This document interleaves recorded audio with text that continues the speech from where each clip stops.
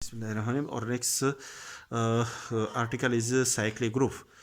A group G is said to be cyclic group if the group G is generated by a single element.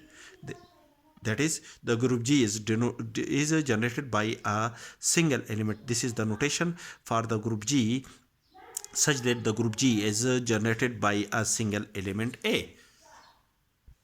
For example, the set G contains the element 1 minus 1 iota minus iota is a group with respect to the ordinary multiplication, as explained in our previous lecture. This set with respect to the ordinary multiplication satisfy all the condition of a group. Therefore, the set G with the binary operation ordinary multiplication is a group. Since the group G with respect to the ordinary multiplication is discussed above is generated by a single element iota, that is, this group is generated by the element iota. Therefore, this group G with the ordinary multiplication is called a cyclic group.